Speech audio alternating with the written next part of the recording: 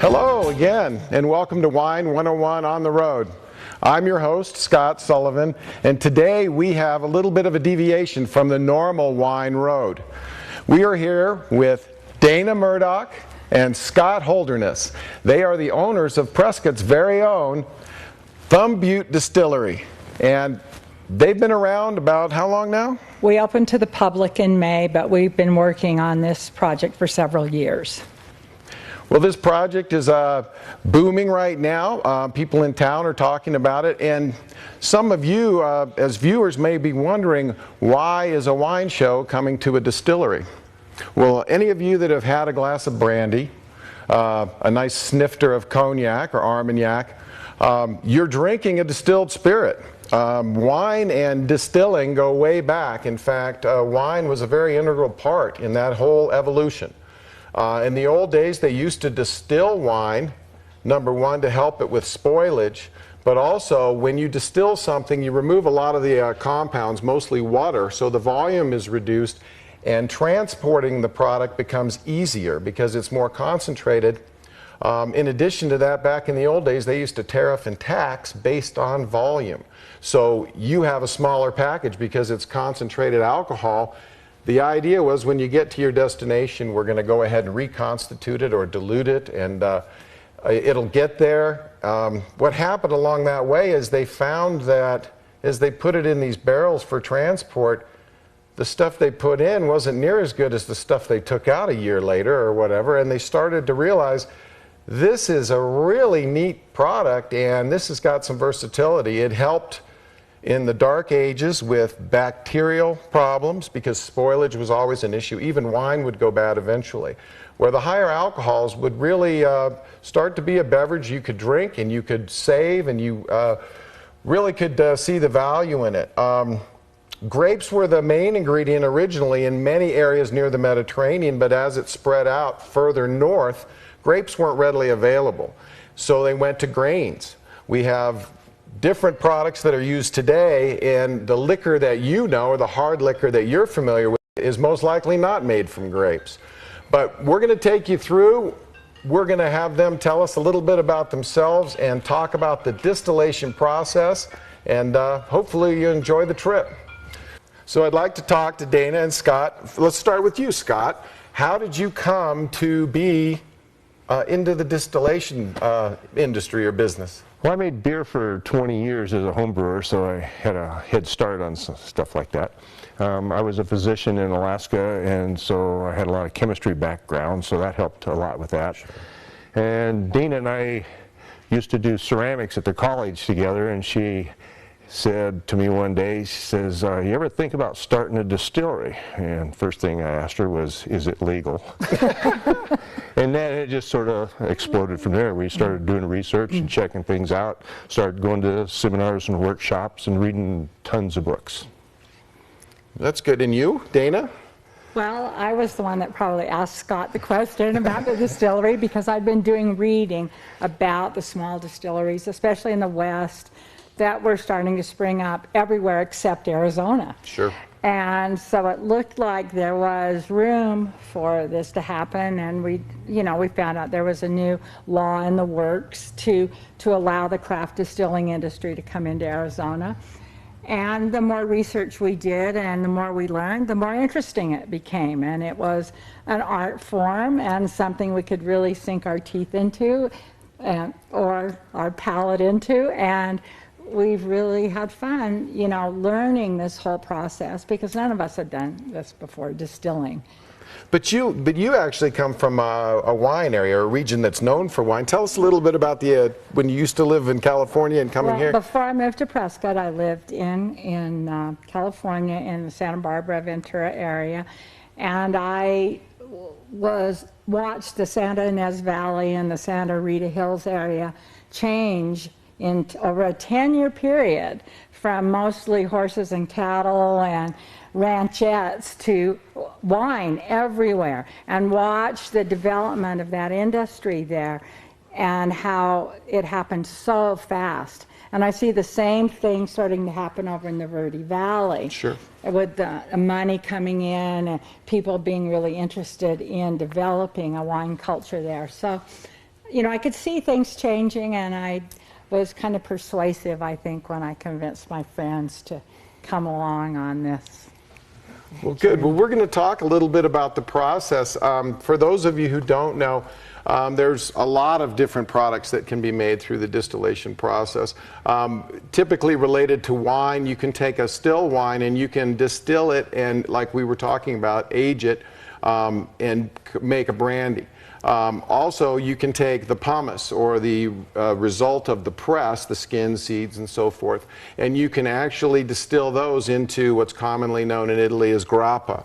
In fact, later on in the show, we're going to show you that they're actually making some grappa.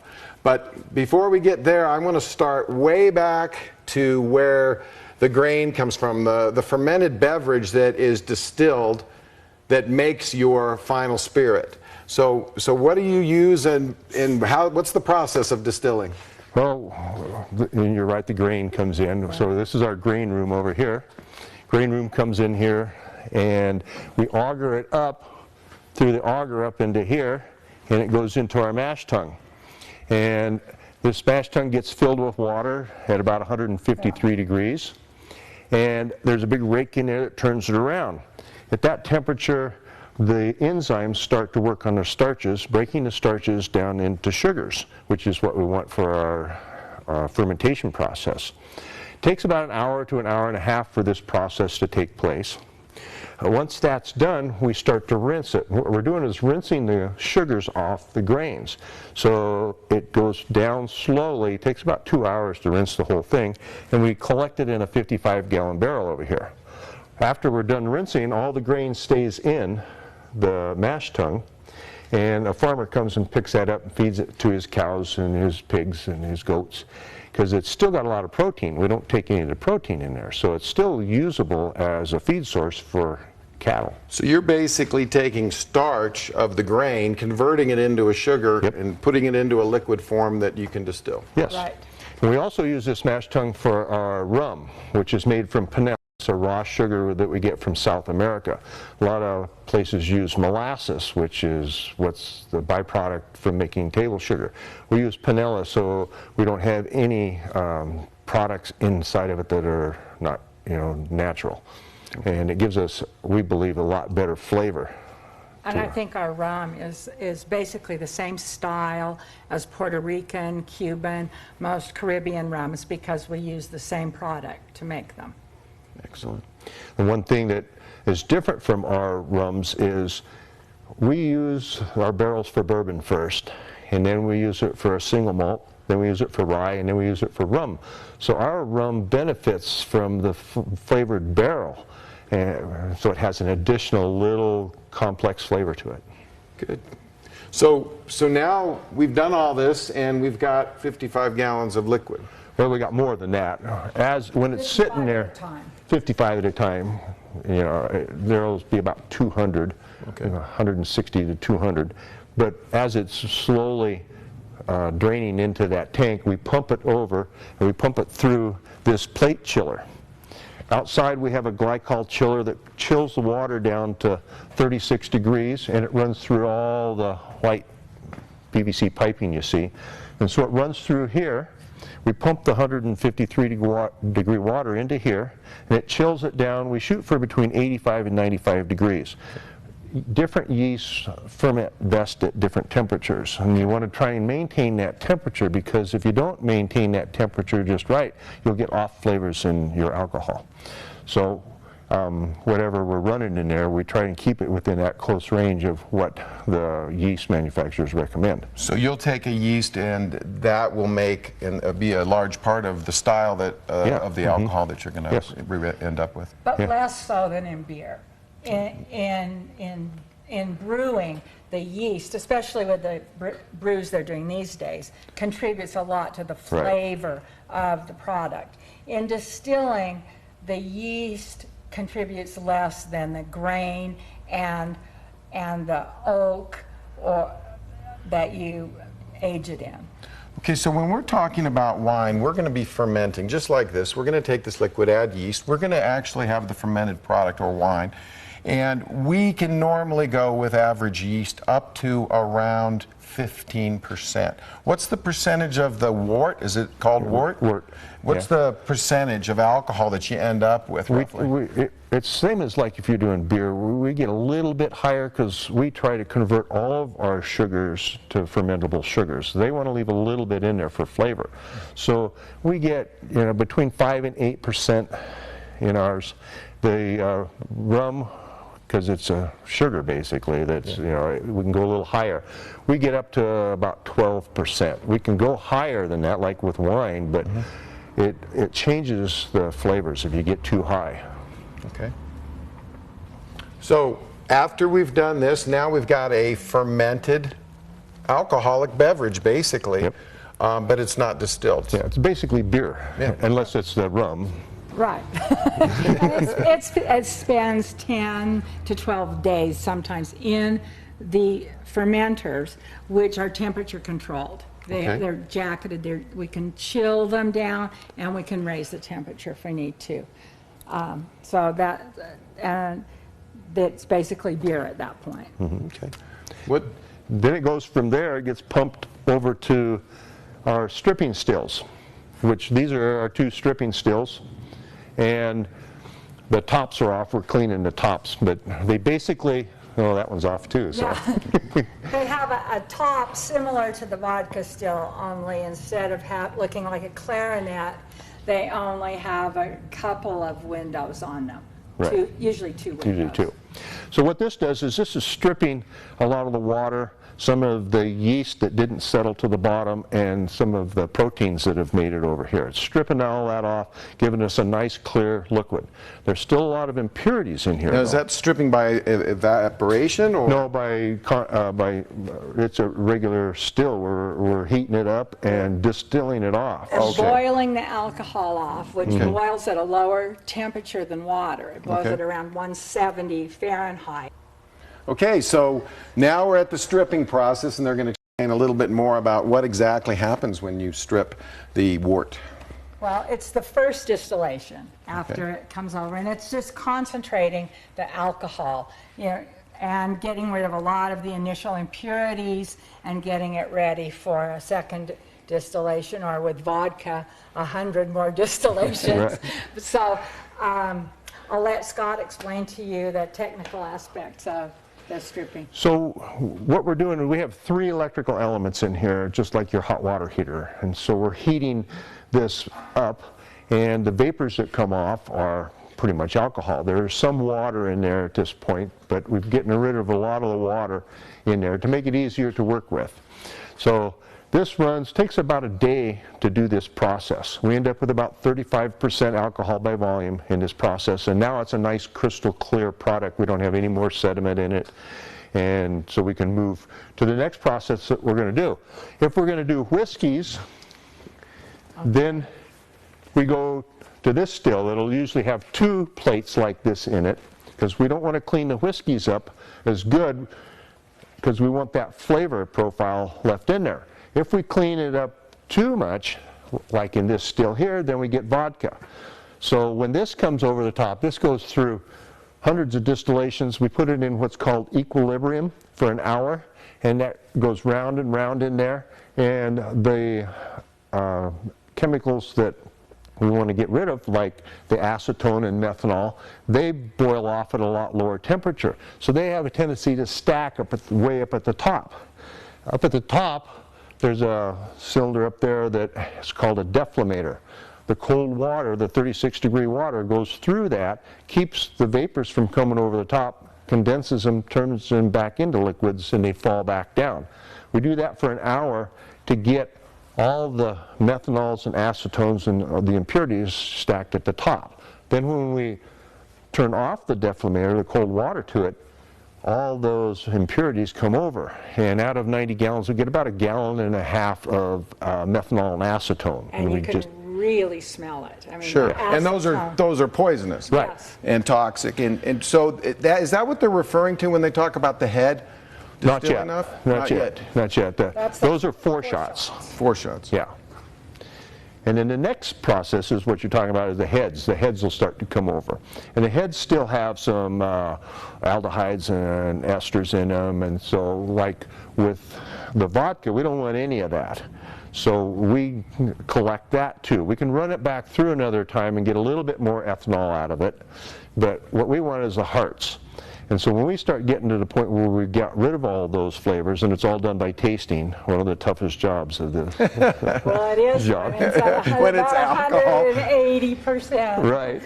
Alcohol, it doesn't taste good. At 8 o'clock in the morning. And so we collect for the vodkas, we collect the hearts out of it. And then it starts getting to the tails, which have fusel alcohols in them, so we don't want those. And it's those tight cuts that we make as a small craft distiller that makes our product a lot better, less harsh, and a lot less hangover. So.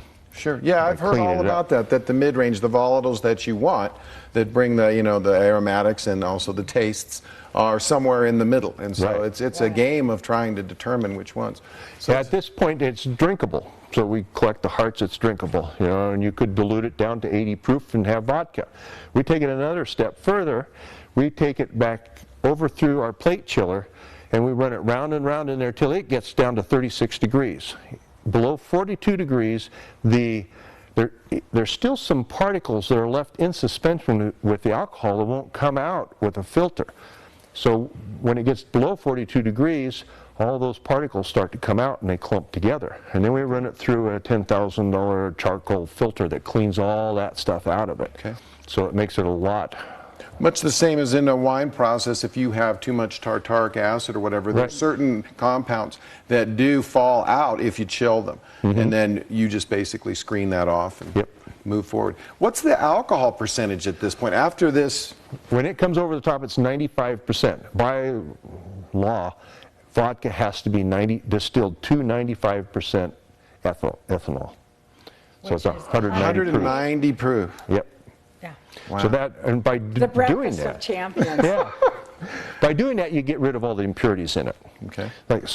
Like this still over here, when it's 2 plates on it, this is what we use for our rums and all of our whiskeys, because we don't want to take all the flavors out of this, or we'd have vodka.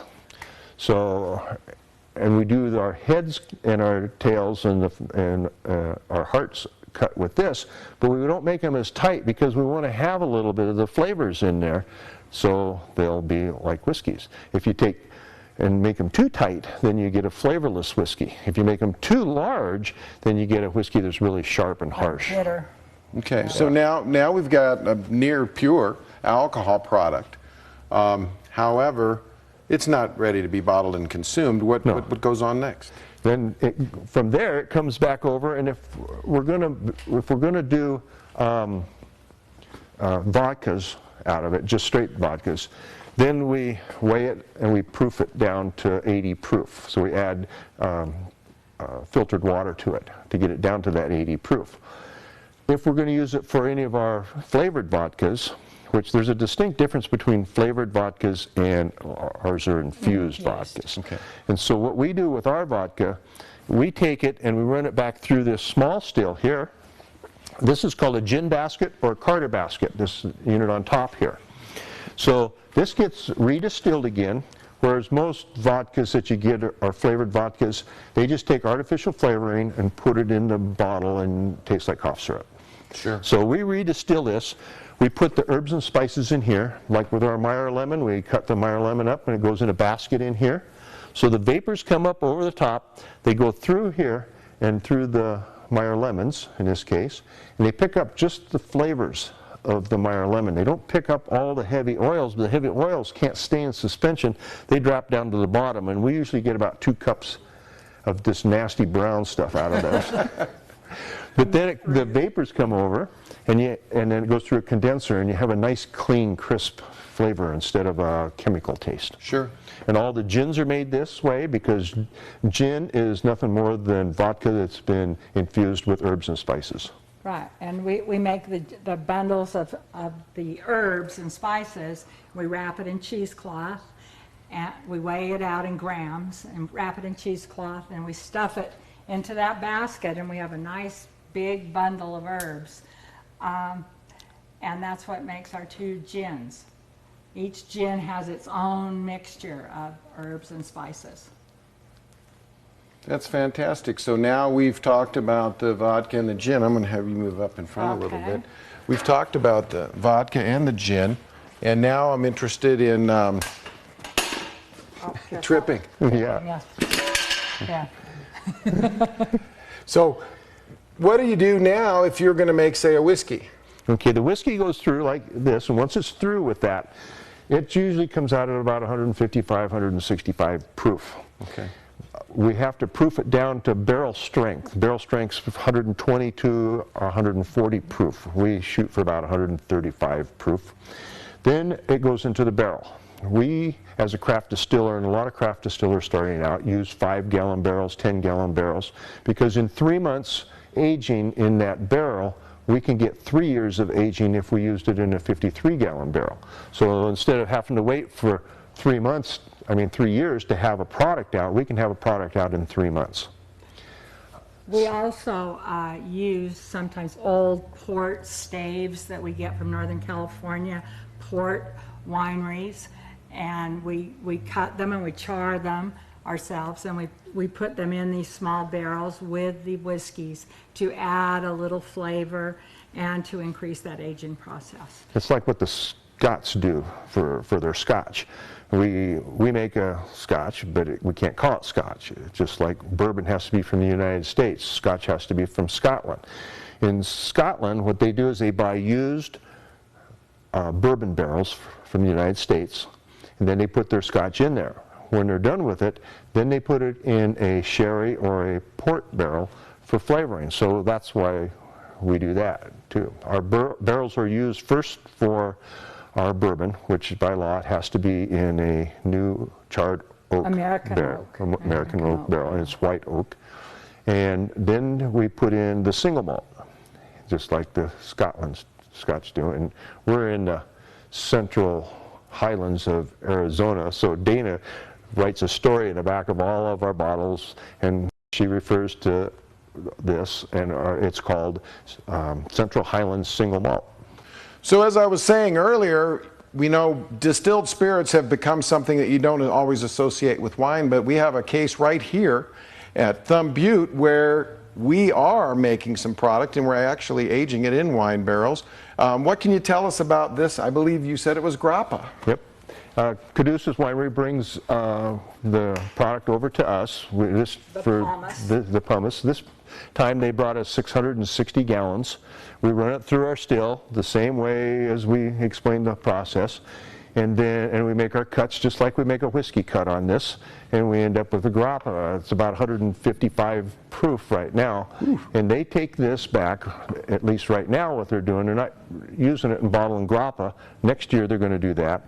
But this year what they're doing is for their dessert wines, they're adding the high proof alcohol, because you can stop the dessert wine from fermenting down and losing all the sweetness in there with sulfur, or you can use high proof alcohol. So they elect to do that. Yeah, I'm sorry, go ahead. And they're using the same grape in this grappa that they're using in the dessert wine.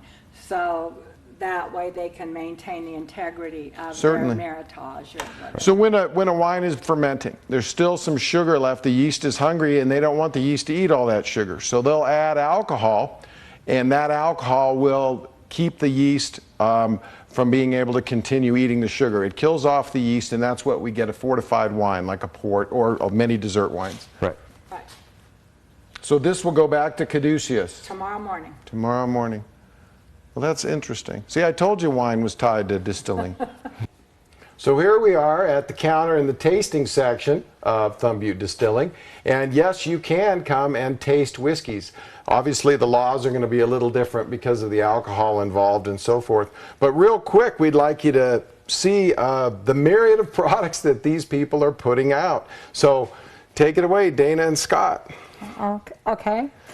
Right, as you can see, we make 5 different vodkas, and we talked about the infusion process for some of them. We have a lemongrass, a Meyer lemon, a hot potato.